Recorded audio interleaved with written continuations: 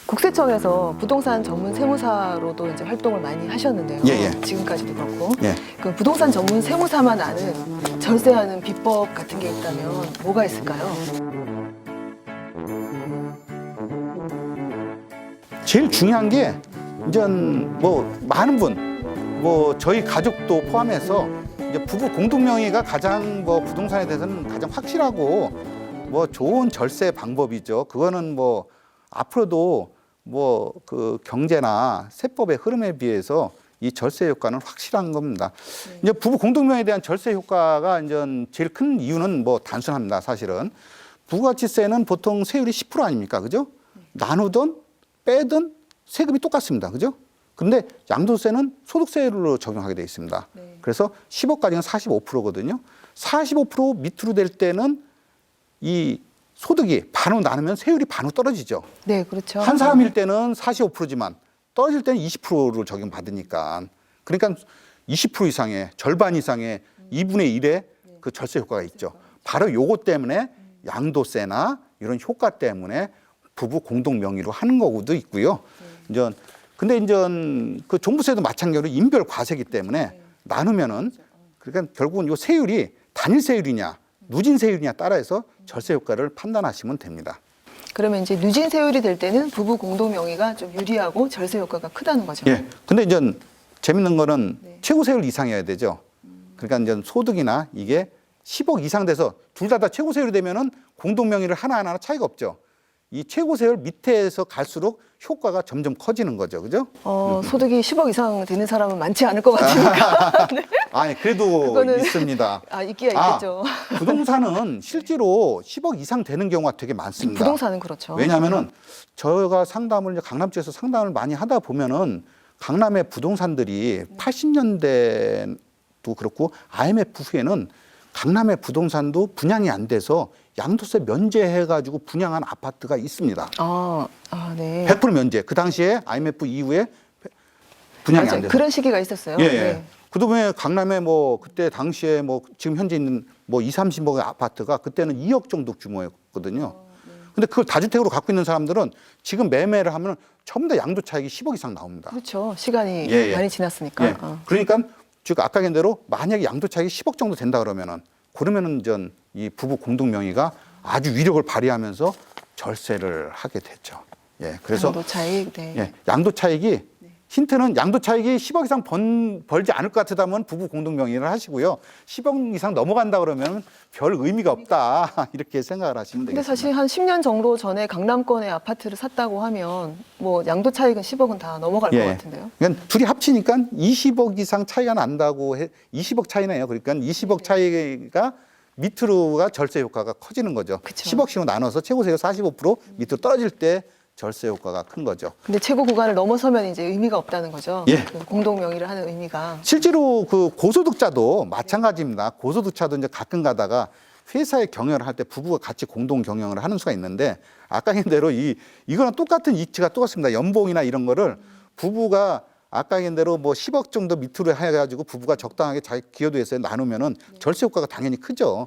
근데 고소득자들은 이제 되게 연봉이 많은 우리 상위석이들은 사실은 이제 세액공제 이런 게 절세에서 별 의미가 크지 않습니다.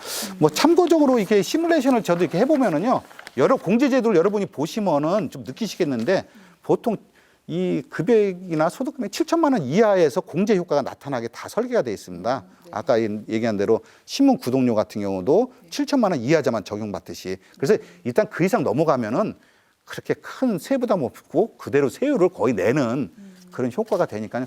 고소득자는 앞으로도 세금을 많이 내게 될 겁니다. 그 부부 공동 명의가 나왔으니까 말씀드리는 건데 보통 이제 부동산을 살 때 보유세도 그렇고 양도할 때도 그렇고 부부 공동 명의가 유리하다 그래서 한동안은 부부 공동 명의로 하는 게 상당히 좀 붐이었잖아요. 근데 최근에는 또 아까 말씀하신 것처럼 양도 차익이 최고 구간에 가면 부부 공동 명의를 해도 그다지 양도할 때 도움이 되지 않는다라고 말씀하신 것도 있고 그렇습니다. 또 다르게 단독 명의가 더 유리한 경우도 있나요? 부동산과 관련해서? 과거에는 부부 공동 명의에서 고민은 딱 하나였습니다. 양도세의 절세 효과. 이게 과거에는 아주 그 절세 효과 때문에 가장 화두였는데 지금은 이 공동 명의가 보유세와 네. 4대 보험까지 영향을 미치고 있습니다. 대표적으로 보험까지요? 의료보험료가 있습니다. 아, 네네. 예를 들면은 그 이제 조그만 이제 주택 공동명의보다도 뭐 부인이 하나 더 가졌다. 아니면은 이제 주택 임대소득이 지금 현재 전에는 비과세 2천만 원 이하 비과세에서 지금 과세를 해가지고 임대사업자 등록을 하고 과세하게 돼 있거든요. 근데 여기에서 소득 금액이 1원이라도 나오면은 남편분의 그 피부양자 자격을 박탈당하고 지역 의료보험료로 내게 됩니다. 1원이라도 나오면요? 1원이라도 나오면은 소득 너무 금액이 심한데요? 네, 심합니다. 1원이라도 나오면? 네. 그래서 이 주택 임대 사업자 했을 때 이런 완화 조건을 의료보험료를 함부로 안 올리겠다는 완화 조건을 줬는데도 분명한 거는 지역 의료보험에 편입되면서 의료보험료가 나오는데요. 뭐 제가 한번 계산을 해보니까 소득세는 뭐 1년에 뭐 한 10여만 원 내는데 뭐 당장 그 의료보험료는 뭐 매월 뭐 거의 뭐 5, 6만 원 이상으로 올라가서 배보다 더 배꼽이 큰 경우가 있습니다. 그렇겠네요. 뭐 한 100만 원 가까이 나올 수 있겠네요. 그래서 우리 우리 프로그램을 보시는 분들도 단순히 제가 세무사니까 세무를 얘기한다고 해서 세무만 보는 게 아니고 이런 지금 현재는 정부에서 각종 이긴 준조세적인 의료보험이나 뭐 국민연금이나 이런 데까지 그런 어떤 부담이 계속 늘어나고 있기 때문에 그까지 좀 파악을 해서 감안해서 이제 세테크를 하셔야 됩니다. 예. 그러면 부동산에 대해서 좀 얘기를 하셨는데요. 예. 그러니까 주식과 관련해서도 요즘 이제 작년부터 뭐 동학개미라든지 뭐 예. 개미들 투자가 예. 개인 투자자들이 주식 투자를 상당히 많이 하잖아요. 예, 예. 코스피 지수도 상당히 많이 올랐고. 그렇습니다. 근데 주식 관련해서도 세금이 조만간 또 과세가 된다고. 예. 그 부분에 대해서도 좀 설명을 해주세요. 이런 네. 과거에 이제 아까 얘기한 대로 주택 임대 사업에 대해서도 주택 임대에 대해서도 뭐 비과세 조항이 있었는데 지금 현재 이제 그 상장 주식이나 그 소액 투자자들에 대해서 대주주 요건, 과거에 이제 대주주라고 하는 것은 이제 경영에 자기가 직접적인 영향을 미치는 그런 사람은 대주주라고 했는데 지금 이제 과세 요건에는 지금 주식 양도세 과세 요건은 대주주 요건이 금액 기준과 지분 요건을 해서 금액 기준이 지금 하향을 하고 있습니다. 지금. 그래서 올해 이제 작년 10월경에 이제 그 대주주 요건을 뭐 10억에서 3억으로 내리는 거 아니면 다시 그걸 10억으로 다시 올리라는 이 논쟁이 많아가지고 결국은 그때 여러 가지 과정을 거쳐가지고 그냥 유지해서 대주주 요건은 그때 유지된 것처럼 이렇게 금융투자에 대한 과세를 정부에서는 강화를 하고 있는데요. 정부에서는 2023년에는 아예 이런 이자 배당 모든 걸 다 묶어서 그 금융투자 소득세를 신설합니다.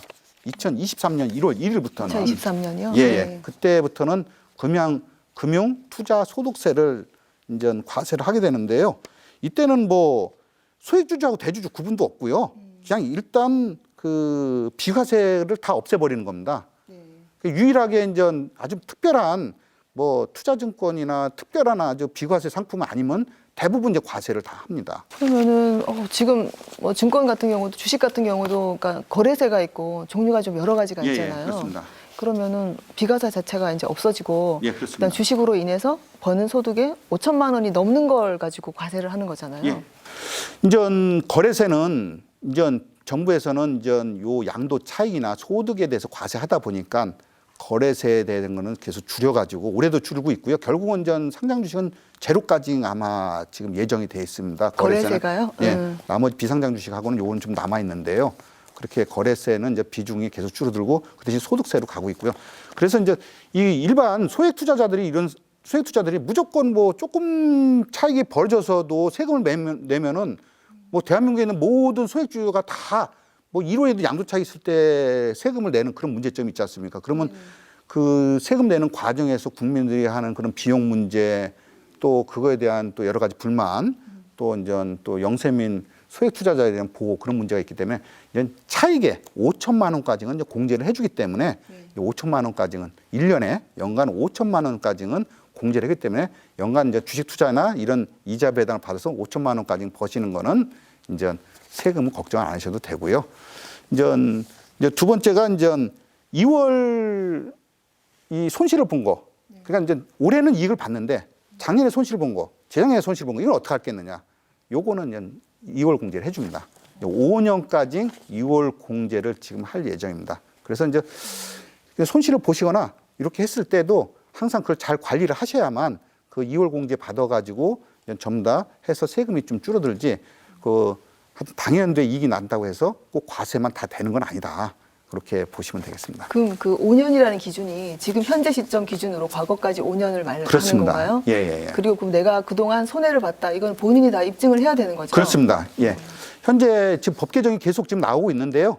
뭐 바로 법 개정이 지난달 말에 나왔습니다. 일단은 지금 정부에서 발표한 걸 보면은 특정 금융 자산에 대해서는 특정 그 금융 그 기관을 이용했을 때 거기서만 5천만 원을 공제해 주는 걸로 하고 이제 그 변경을 못 하게 되어 있습니다. 그래서 여러분께서 만약에 이제 내년 23년부터니까요. 23년도에 거래를 할 때는 이 금융기관도 좀 단순화 시키시고 또 지정된 데 쓰셔가지고 하시면은 아마 대부분의 이 금융기관에서는 단일화시키면 서비스를 다 이게 신고하는 서비스를 제공을 해줄 겁니다. 약간 통합만 같은 걸 운영해야 되겠네요. 예, 그래서 지금처럼 뭐 여기저기 산만하게 하지 마시고 이제 통합해서 한 군데서 몰아서 그렇게 거래를 하시는 게 이제 가장 절세 팁이고요.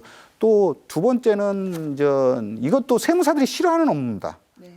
뭐 이거를 금융계좌 다 해가지고 5년치를 다 뭐 남원이 했니 이게 장부를 하는 것도 아니고 그걸 다 하는데 이 비용이 상당하거든요. 보통 세무사들이 이런 비용은 어떻게 보면 뭐 100만 원을 요구할 수도 있고 뭐 하여튼 수십만 원 갖고는 안 되는 그런 문제가 있습니다. 왜냐하면 세무사들은 사실 사업자 같은 분들은 연중 관리를 하기 때문에 이제 일시에 일이 안 몰리기 때문에 좀 하는데 힘들지 않은데 지금 이런 금융소득에 대한 거 이런 과세는 세무사들이 좀 약간 기피하게 됐습니다. 왜냐하면 5월달 확정신고 때 막 자료를 뭐 여러 은행 걸 쫙 가져와서 뭐 네가 다 알아서 선입선출법에 의해서 계산해달라 이렇게 하니까 당연히 기피를 할 가능성이 있죠. 일이 많고 하니까. 예. 그러니까 이런 거는 결국 이제 나중에는 또 홈택스에서 다 하게 국세청에서 또 도와줄 겁니다. 예. 그러니까 도와줄 거니까 할 수 있는 거는 23년부터는 가급적이면 단일 계좌로 운영을 한다.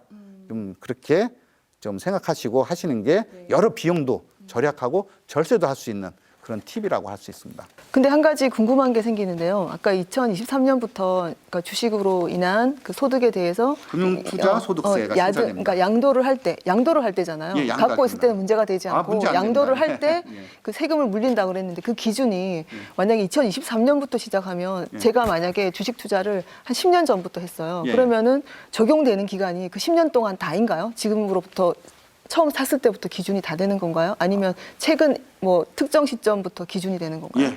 그 일단 현재는 그 이제 중요하죠. 23년도에 내가 팔았는데 이 팔은 금액이 양도 금액 아까 이제 우리가 항상 부동산이나 모든 게 뭐 사업도 그렇고 사업소도 마찬가지고요. 수익이 있으면은 들어간 비용을 이제 뽑아야 됩니다. 필요 경비를. 그래서 취득가액을 뭐로 산정할 거냐. 그렇죠. 언제 산 걸 예. 기준으로 할 거냐가 예. 중요한데요. 지금 현재는 뭐 특별하게 의제가 없다 그러면은 이제 본인이 옛날에 금융계좌를 봐가지고 선입선출로 옛날에 10년 전에 샀으면은 10년 전에 취득가액으로 해서 지금 계산을 해가지고 양도소 이 금융투자소득세를 내게 됩니다. 그러다 보니까 큰 문제가 발생을 하죠. 엄청난데요, 그럼. 네, 왜냐하면 여러분 요새 뭐 삼성 주식처럼 옛날에 뭐 10,000원, 20,000원일 때 산 분들은 8만 원이고 어떻게 해야 그때 돼요, 그럼? 하니까. 그래서 사실은 23년도와 23년도에 장기 투자자분들은 아마 23년도에 매도를 할 때는 이 양도세에 대한 그 금융투자소득세에 대해서 상당한 부담을 엄청날 거. 갖게 그러니까, 될 가능성이 사실은 있습니다. 네. 예. 그럼 그거에 대한 뭐 대안은 없을까요? 2023년이 되기 전에 한번 털어서 다 정리를 해야 될까요? 뭐 지금 이것도 아마 의제 취득가액으로 해서 그 시기로 해서 23년이니까 12년 12월 30일 현재 취득가액으로 해서 선택을 할 수 있게끔 그렇게 지금 법제도가 돼 있는데 아마 그런 부분은 앞으로 계속 분명히 우리 기자님이 생각할 대로 문제점이 있고 그렇죠. 또 너무 과다한 부담도 되고 보통은 이제 장기 투자를 권하잖아요. 거꾸로 그러면- 장기 투자자가 더 손해를 보는 일이 그렇죠. 벌어지고 그러면은 장기 투자를 누가 하겠어요? 그렇습니다. 네. 그러니까 특히 선입선출법이니까요. 네네. 옛날 그래서 걸 기준으로 하는 분명히 거니까. 의제 취득에 대한 게 지금 법 개정이 되고 있었고요. 아마 그거는 23년이니까요. 좀 여유를 갖고 한참 제도를 보완해 예, 나가겠네요. 제도를 보완할 네. 겁니다. 그래서 예상은 그거는 아마 뭐. 제가 볼 때는 큰 부담 없는데 만약에 의제 취득가액이 없다 그러면은 지금 팔고 지금 손절을 그렇죠. 하시는 게 직전에 다 팔죠. 교환하는 게 그러면. 낫죠. 지금 그렇죠. 그 2012년 12월 30일에 싹 팔고 이제 교환을 해가지고 취득가액을 최대로 올리는 게 이전 가장 좋은 절세 방법이 됐는데 그거는 여러 가지 보완책이 나오고 있습니다. 예. OBS